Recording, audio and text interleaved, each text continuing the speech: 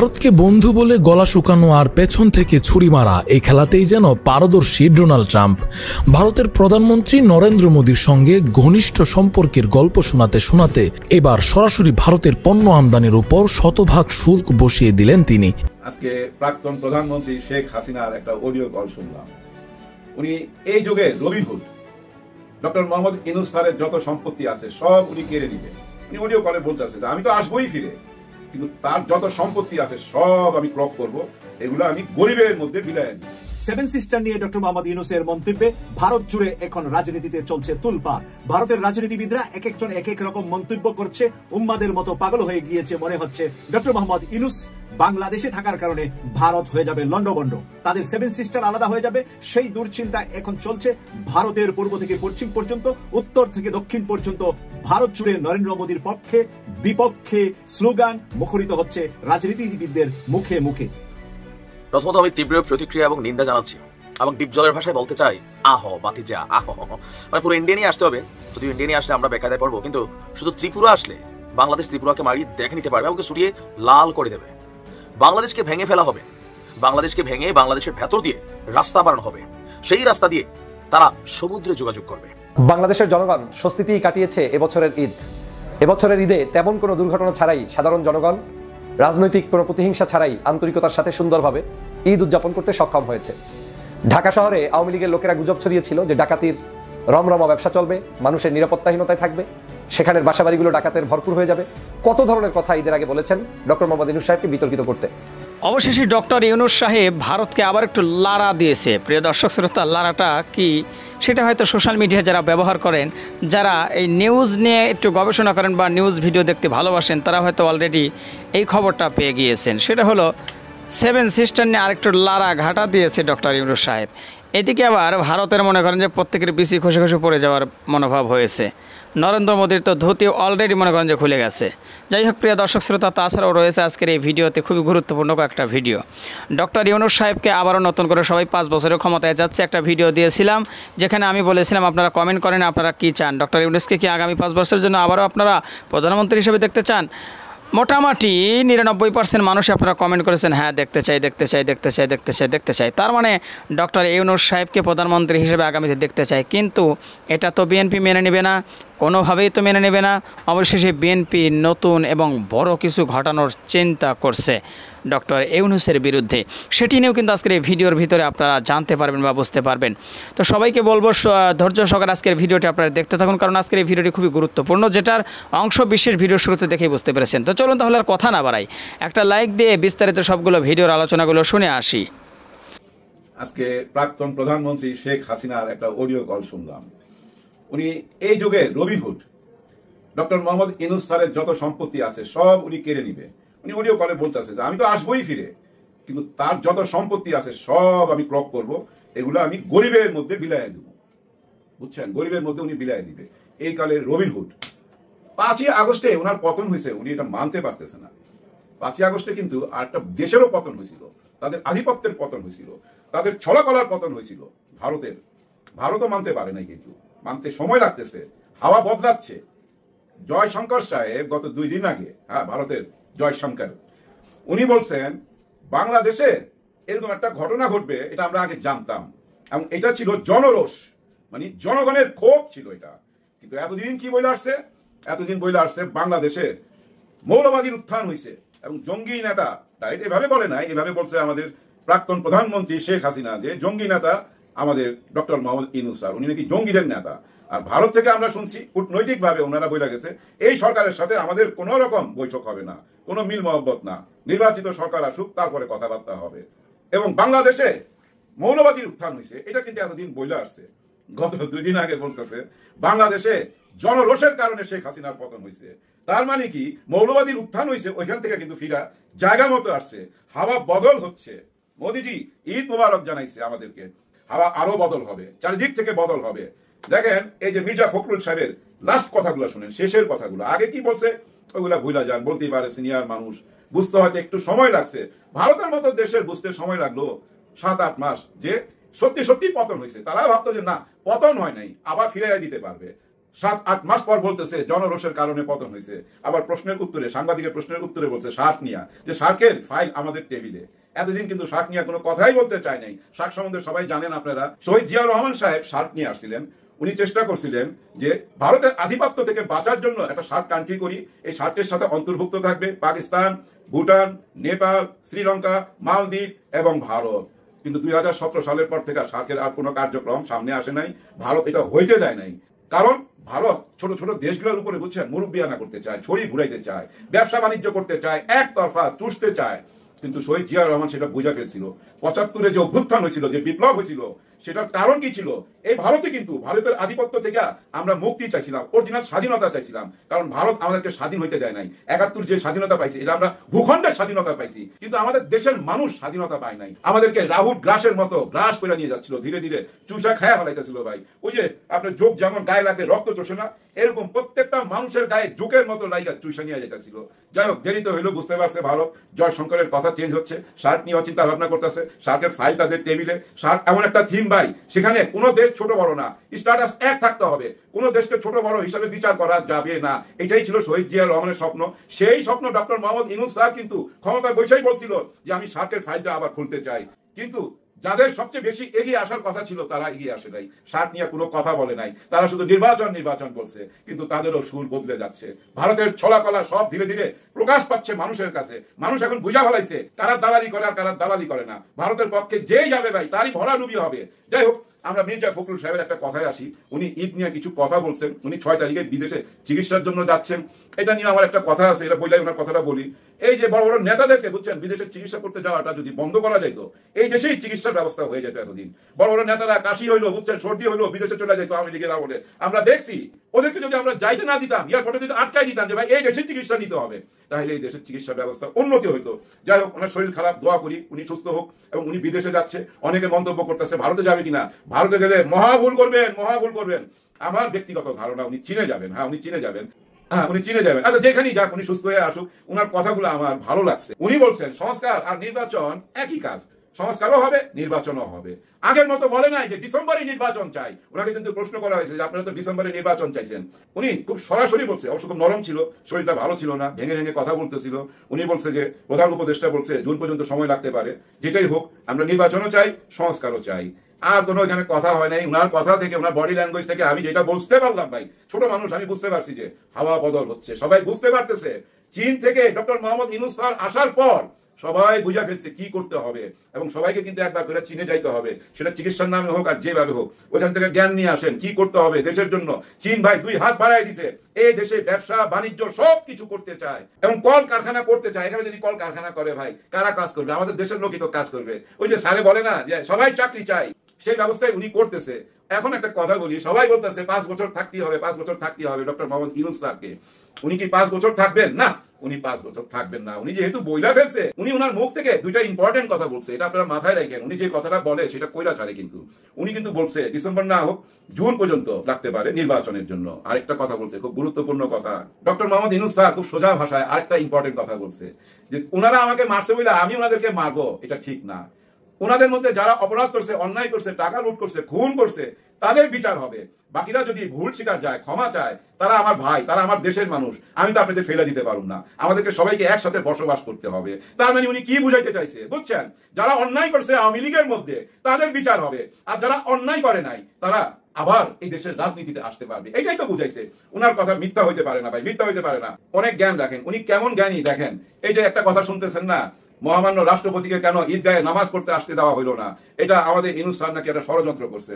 ভাই, ষড়যন্ত্র সবসময় নেগেটিভ হয় না, ষড়যন্ত্র থেকে অনেক কিছু পজিটিভ পাওয়া যায়। রাষ্ট্রপতিকে যদি ঈদগাহে নিয়ে আসা হইতো নামাজ পড়ার জন্য, অন্যরকম ঘটনা করতে পারতো। কারণ কি জানেন, এই ঈদগাহেতে আছে শহীদ পরিবারের সব লোকজন, এই ঈদগাহে আছে যারা পঙ্গু হয়েছে, আহত হয়েছে, তারাও আছে, এবং এই ঈদগাহে আছে জুলাই আগস্টকে যারা বুকে ধারণ করে তারা। ধরে নেন উনি নামাজ পড়তে আসছে, ঈদের নামাজ।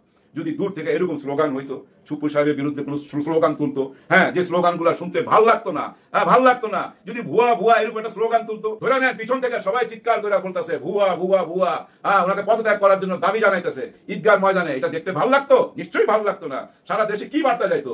একটা খুশি ঈদের দিনে একটা নিরানন্দ কাজ হইতো, একটা নোংরামি হইতো। বুঝে নিয়েন। এই জন্যই উনাকে আসতে দেওয়া হয় নাই ঈদগাহে। আমার সেন্সে খুবই ভালো কাজ করছে। কারণ কি জানেন, উনাকে তো অনেকেই এখনো মাইনা নেয় নাই, রাষ্ট্রপতিকে মাইনা নেয় নাই, কিন্তু উনাকে পদত্যাগ চাইছিল।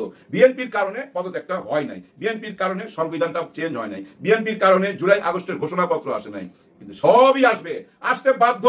ভারতের সমস্ত ছলা কলা শেষ ভাই, সব পতন হয়ে গেছে, কবর হয়ে গেছে। চীন থেকে ঘুরে আসার পর সব কবর হয়ে গেছে, এটা মাথায় রাখেন। প্রথমত আমি তীব্র প্রতিক্রিয়া এবং নিন্দা জানাচ্ছি এবং ডিপ জলের ভাষায় বলতে চাই আহ বাতি যা আহ। মানে পুরো ইন্ডিয়া নিয়ে আসতে হবে। যদিও ইন্ডিয়া নিয়ে আসলে আমরা বেকায়দায় পড়বো, কিন্তু শুধু ত্রিপুরা আসলে বাংলাদেশ ত্রিপুরাকে মারিয়ে দেখে নিতে পারবে, আমাকে ছুটিয়ে লাল করে দেবে। বাংলাদেশকে ভেঙে ফেলা হবে, বাংলাদেশকে ভেঙে বাংলাদেশের ভেতর দিয়ে রাস্তা বানানো হবে, সেই রাস্তা দিয়ে তারা সমুদ্রে যোগাযোগ করবে। এমন অধ্যত্বপূর্ণ বক্তব্য বাংলাদেশকে নিয়ে দিয়েছে ত্রিপুরার যিনি কি বলা হয় যে নেতা আছেন, ত্রিপুরা মথা দলের প্রধান প্রদ্যোৎ মাণিক্য। গতকালকে ডক্টর মোহাম্মদ ইউনুস 7 সিস্টার্স নিয়ে চীনে সফররত অবস্থায় একটা বক্তব্য দিয়েছিলেন। আপনাদের আমি গতকালকে ভিডিওটা দিয়েছিলাম, যারা দেখেনি দেখে নেবেন। তিনি যে বক্তব্যটা দিয়েছিলেন যে ভারতের যে 7 সিস্টার্স আছে, তো এই 7 সিস্টার্স বেসিক্যালি স্থল বেষ্টিত, মানে এখানে সমুদ্র পথের সাথে কোথাও কোনো কানেক্টিভিটি নাই, আর এই জন্য তাদেরকে বাংলাদেশকে ব্যবহার করে তাদেরকে কিন্তু সমুদ্র পথে যেতে হয়। তো ওনার এই বক্তব্যটাকে কেন্দ্র করে ভারতের রাজনীতিতে আমি গতকালকে বলেছি ব্যাপক তোলপাড় শুরু হয়েছে। কেউ কেউ ভাবছেন যে ডক্টর ইউনুস 7 সিস্টার্সকে হুমকি দিয়েছেন, আর তার এই বক্তব্যের পরিপ্রেক্ষিতে আপনার 7 সিস্টার্সকে নিয়ে করা ডক্টর ইউনুসের বক্তব্যকে কেন্দ্র করে ভারতের উত্তর পূর্ব রাজ্যগুলোতে তীব্র প্রতিক্রিয়া এবং কি ক্ষোভের সৃষ্টি হয়েছে। বাংলাদেশকে তারা ভেঙে দিবে, ভেঙে দিয়ে নিজেদের জন্য সমুদ্রপথ তৈরি করার হুমকি দিয়েছে ত্রিপুরা। এছাড়া আসামের যিনি মুখ্যমন্ত্রী আছেন হেমন্ত বিশ্ব শর্মা, তিনিও ডক্টর ইউনুসের মন্তব্যকে আপত্তিকর বলে অভিহিত করেছেন। অন্যদিকে কংগ্রেস নেতা, মানে বিজেপি না, বিজেপি তো মোদীর দল, কংগ্রেস হচ্ছে আপনার সোনিয়া গান্ধীর যে দল আছে বা মহাত্মা গান্ধীর যুগের যে দল, পবন খেরা একে উত্তর পূর্ব ভারতের জন্য বিপজ্জনক বলে মন্তব্য করেছেন। আসামের মুখ্যমন্ত্রী হেমন্ত বিশ্ব শর্মা বলছেন বাংলাদেশের অন্তর্বর্তী সরকার প্রধানের এই মন্তব্য খুবই আপত্তিকর এবং নিন্দনীয়। এটি ভারতের কৌশলগত চিকেন স্ন্যাক, এই যে স্টেটগুলো আছে এগুলোর যে করিডর, সেই করিডরের দুর্বলতা নিয়ে প্রচলিত বর্ণনাকে পুনরায় উস্কে দেওয়ার শামিল। ভারতের মধ্যে এমন কিছু শক্তি অতীতেও ছিল যা এই সংকীর্ণ ভূখণ্ডকে বিচ্ছিন্ন করার পরামর্শ দিয়েছে, যা উত্তর পূর্বকে মূল ভূখণ্ড থেকে বিচ্ছিন্ন করে ফেলতে পারে। তাই আমাদেরকে আরো শক্তিশালী রেল এবং সড়ক যোগাযোগ ব্যবস্থা গড়ে তুলতে হবে, বিশেষ করে চিকেন স্ন্যাকের যে করিডোরটা আছে এটাকে বাইপাস করার মতন নতুন রোড তৈরি করতে হবে। অপরদিকে ত্রিপুরার যিনি আছেন নেতা, ত্রিপুরা মথা দলের নেতা, তার বক্তব্য ভারতকে এখনই সমুদ্রপথে নিজস্ব সংযোগ তৈরি করতে হবে এবং বাংলাদেশ নির্ভরতা কমাতে হবে। 1947 সালে ভারতীয় ইউনিয়নের সঙ্গে যুক্ত হওয়ার ইচ্ছা থাকলেও চট্টগ্রাম বন্দর এখন এটা বাংলাদেশের অধীনে। এখন এই অস্থায়ী সরকার সমুদ্রের অভিভাবক হওয়ার দাবি করেছে, যা হাস্যকর। যদি আমরা নতুন অবকাঠামো প্রকল্পের জন্য কোটি কোটি টাকা ব্যয় করতে পারি, তাহলে বাংলাদেশকে ভেঙে সমুদ্রপথ নিশ্চিত করাই ভালো। চট্টগ্রামের পাহাড়ি অঞ্চলে বসবাসরত ত্রিপুরী, গারো, খাসিয়া, চাকমা জনগোষ্ঠী নিজেদের ঐতিহ্যবাহী ভূমিতে অত্যন্ত কঠিন অবস্থায় আছে, আর এই সুযোগটা ব্যবহার করা উচিত এখন।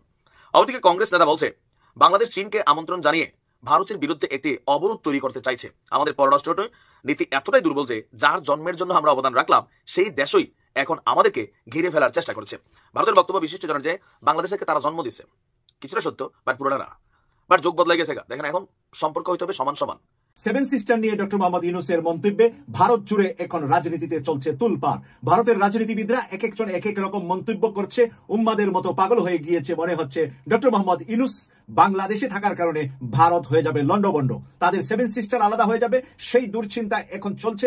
ভারতের পূর্ব থেকে পশ্চিম পর্যন্ত, উত্তর থেকে দক্ষিণ পর্যন্ত ভারত জুড়ে নরেন্দ্র মোদীর পক্ষে বিপক্ষে স্লোগান মুখরিত হচ্ছে রাজনীতিবিদদের মুখে মুখে। আজকে আমরা ইত্তেফাক পত্রিকা থেকে এই নিউজটা আপনাদের সামনে তুলে ধরছি।